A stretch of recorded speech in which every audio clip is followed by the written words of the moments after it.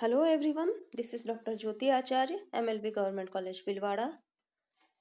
Today we will discuss about nomination of securities and transmission of securities. प्रतिभूतियों के धारकों को अपना नामांकित नियुक्त करने का अधिकार होता है। प्रतिभूतियों के धारक कौन होंगे? सिक्योरिटी होल्डर्स को अपना नॉमिनी अपॉइंट करने का अधिकार होता है।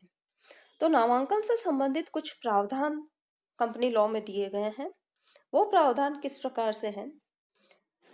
सबसे पहला है प्रत्येक प्रतिभूतिधारी का अधिकार।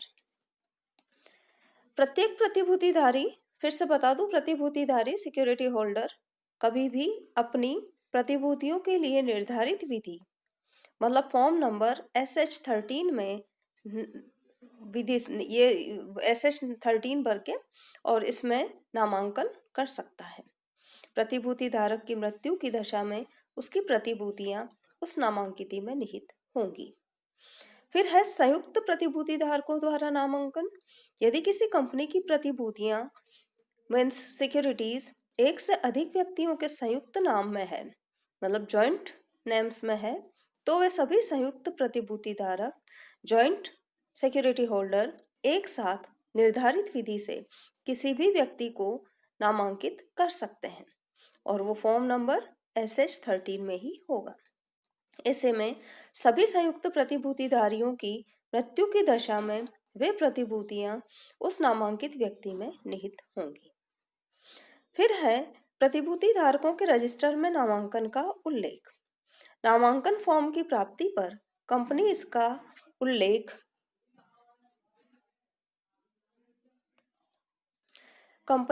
उल्लेख जो है प्रतिभूति धारकों के रजिस्ट्रार में भी करेगी और वो किसके अधीन? धारा 88 के अधीन रखे गए जो रजिस्टर होते हैं उसमें करेगी। फिर है 2 माह में अभिलेखों में उल्लेख। कंपनी को नामांकन आवेदन का अभिलेखों में उल्लेख नामांकन फॉर्म को प्राप्त करने की तिथि से 2 माह के भीतर करना होगा। कंपनी ऐसा तभी करेगी जबकि फॉर्म नंबर SH13 में विधिवत रूप से पूर्ण किया हुआ तथा प्रतिभूति धारक या धारकों द्वारा हस्ताक्षरित होगा। उसके बाद जो प्रोविजन आता है वो है नामांकन का निरस्तीकरण या परिवर्तन। कोई भी प्रतिभूति धारक अपने द्वारा किए गए नामांकन को कभी भी निरस्त कर सकता है अथवा नामांकित व्यक्ति के स्थान पर किसी अन्य व्यक्ति को नामांकित कर सकता है। इस हेतु प्रतिभूति धारक को ऐसे निरस्तीकरण या परिवर्तन की सूचना फॉर्म नंबर SH14 में देनी होगी। नामांकन का निरस्तीकरण या परिवर्तन का प्रभाव उसी तिथि से होगा जिस तिथि को ऐसे परिवर्तन या निरस्तीकरण की सूचना कंपनी को प्राप्त होगी। नेक्स्ट प्रोविजन जो है वो है नामांकिती का पूर्ण अधिकार। नामांकित करने वाले प्रतिभूतिधारी मीन सिक्योरिटी होल्डर या सभी प्रतिभूतिधारियों सभी सिक्योरिटी होल्डर की मृत्यु के उपरांत नामांकिती को अब कंपनी में उनके द्वारा धारित सभी प्रतिभूतियों पर पूर्ण एवं बिना किसी शर्त के अधिकार होगा, परंतु उसको यह अधिकार तभी प्राप्त होता है जबकि उसने या उन्होंने अपनी मृत्यु से पूर्व नामांकन को निरस्त या परिवर्तित नहीं किया हो।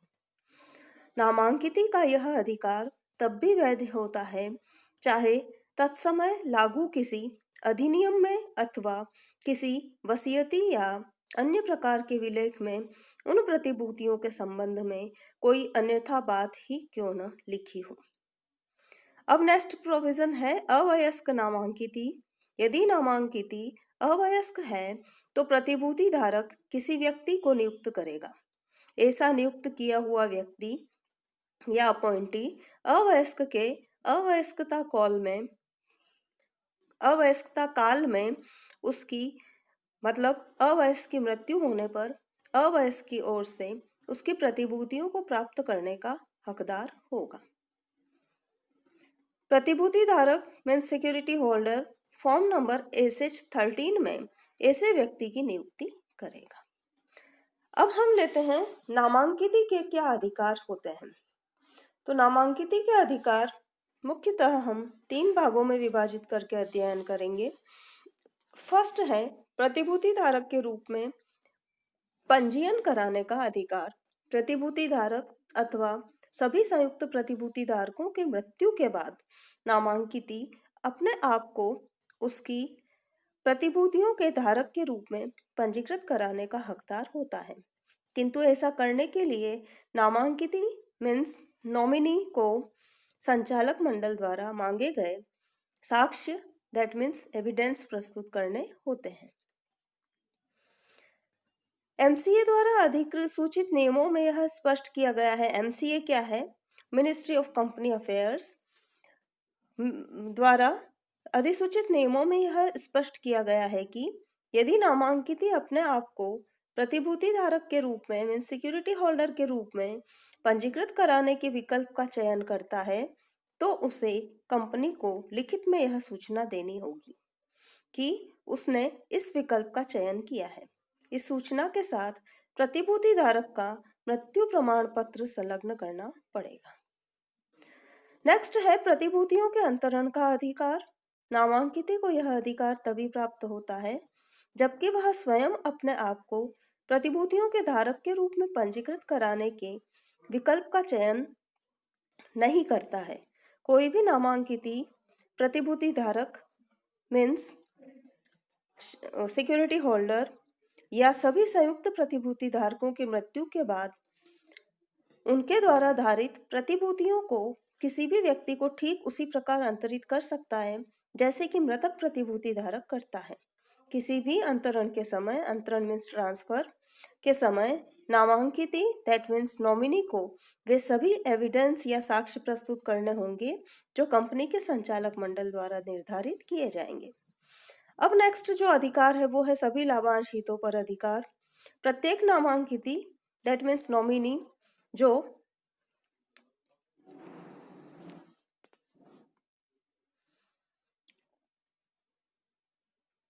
प्रतिभूति धारक या संयुक्त प्रतिभूति धारकों की मृत्यु के उपरांत उसके या उनके द्वारा धारित प्रतिभूतियों का हकदार बनता है, उसे उन पर वे सभी लाभांश हित अथवा अन्य लाभ प्राप्त करने का हक होता है मानो कि वह स्वयं ही उन प्रतिभूतियों का पंजीकृत धारक है। किंतु ऐसे नामांकिती को उन प्रतिभूतियों से संबंधित कंपनी की सभाओं में सदस्यों के प्राप्त होने वाले अधिकार तब तक प्राप्त नहीं होंगे जब तक उन प्रतिभूतियों का पंजीयन उसके नाम से नहीं हो जाएगा। तो ये तो थे नामांकिती के अधिकार। अब बात आती है ट्रांसमिशन ऑफ सिक्योरिटीज, प्रतिभूतियों का पारेषण या हस्तांतरण। जब प्रतिभूतियों के स्वामित्व का अंतरण किसी कानून के लागू होने के कारण होता है तो उसे प्रतिभूतियों का हस्तांतरण कहते हैं। यहाँ हस्तांतरण टाइप हो गया है मेरे से गलती से, तो यहाँ पर हस्तांकन पढ़ा जाए प्लीज। हस्तांकन और हस्तांतरण में बहुत थोड़ा सा अंतर है। तो जब प्रतिभूतियों के स्वामित्व का अंतरण किसी कानून के लागू होने के कारण होता है तो उसे प्रतिभूतियों का हस्तांकन कहते हैं। कुछ परिस्थितियों में प्रतिभूतियों के हस्तांकन की, ध्यान रखिए यहाँ ट्रांसमिशन हस्तांकन की आवश्यकता पड़ती है। वे परिस्थितियां किस प्रकार हो सकती है वो देखते हैं हम एक के बाद एक। सबसे पहली परिस्थिति जो आती है वो है किसी सदस्य की मृत्यु होने पर उसके वैधानिक उत्तराधिकारी या नामांकिती व्यक्ति को प्रतिभूतियों का पारेषण किया जाता है। किसी सदस्य के दिवालिया हो जाने पर उसकी प्रतिभूतियों का पारेषण उसके राजकीय प्रापक अथवा निस्तारक को हो जाता है। किसी सदस्य के पागल हो जाने पर उसकी प्रतिभूतियों का पारेषण दैट मीन्स हस्तांकन दैट मीन्स ट्रांसमिशन उसके वैधानिक उत्तराधिकारी लीगल रिप्रेजेंटेटिव को किया जाता है। तो ये तो थे प्रतिभूतियों के हस्तांकन के संबंध में जो परिस्थितियां होती है, और ऐसे कई अवसर आते हैं जब जब ये जो कंपनी से व्यवहार किए जाते हैं और व्यवहार में अनेक अवसर ऐसे आते हैं जबकि प्रतिभूतियों के हस्तांतरण की आवश्यकता पड़ती है। तो ये अवसर कौन कौन से थे? सदस्य की मृत्यु होने पर, सदस्य के दिवालिया होने पर, सदस्य के पागल होने पर हस्तांतरण अपने आप हो जाता है। अब हम लेते हैं कि प्रतिभूतियों के अंतरण और हस्तांतरण में अंतर क्या है।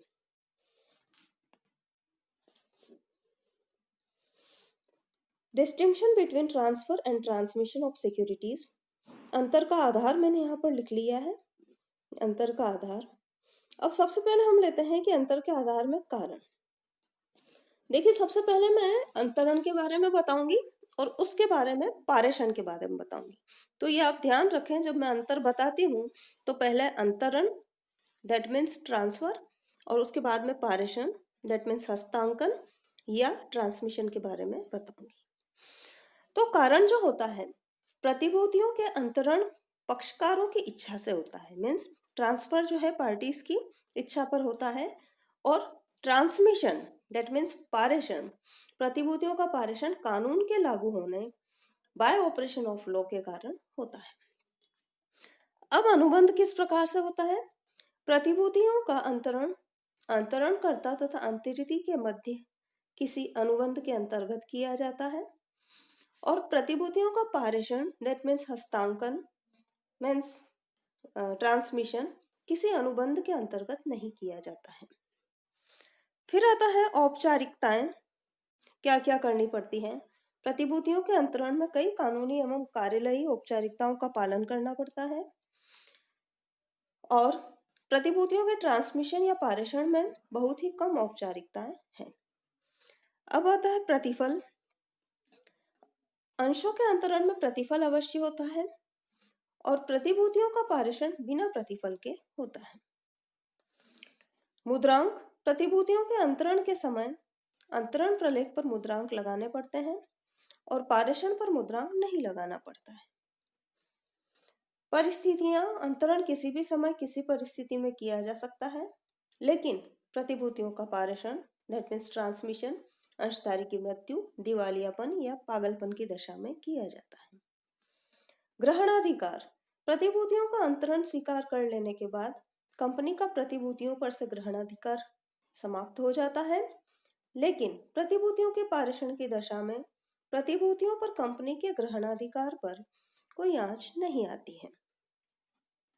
प्रतिबंध, कंपनी प्रतिभूतियों के अंतरण पर कुछ प्रतिबंध लगा सकती है, लेकिन कोई भी कंपनी प्रतिभूतियों के पारेषण से इनकार नहीं कर सकती है। लास्ट, व्यक्ति प्रतिभूतियों का अंतरण सामान्यतः किसी भी व्यक्ति को प्रतिफल के बदले किया जा सकता है, लेकिन पारेषण केवल वैधानिक उत्तराधिकारी या वैधानिक प्रतिनिधि या नामांकित तथा राजकीय प्रापक अथवा निस्तारक को किया जा सकता है।